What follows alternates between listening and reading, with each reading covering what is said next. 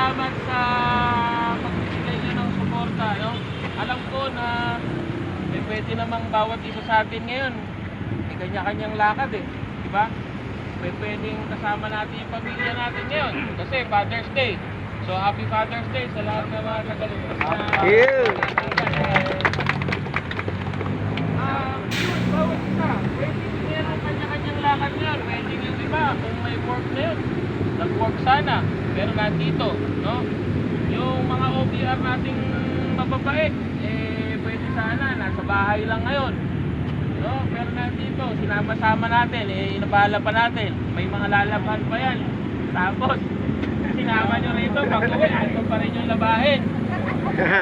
Pag di mo sinama sir, gera. Sabi na karang lalaban. Tama mo na. Siyempre, yung mga idol natin, no? Mga Paps, maraming salamat, no? Bawat isa na nagpunta at nagpakita ng suporta, Paps, kayo yung kumbaga sa pangsindi, no? Bawat isa.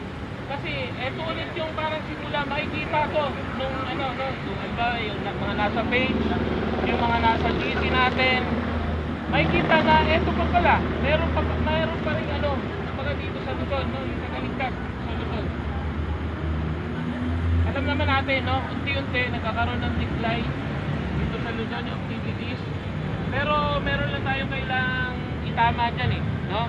O kaya baka namimiss lang, dahil meron nagpasimula ng ganito tayo, bawat isa sa atin yun, dahil hindi naman pwede na yung ako lang ang pupunta, di wala rin impact, no?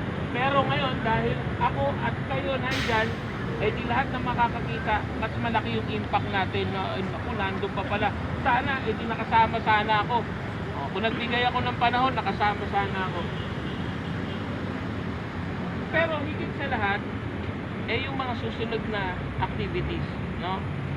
Dito ulit mag-uumpisa yung mga susunod nating activities. Napapansin natin, dati brotherhood, volunteerism, no? Charity, rights, balance pillars ng tagaligtas yan eh. Pero, syempre, intro lang muna yan, no? Intro.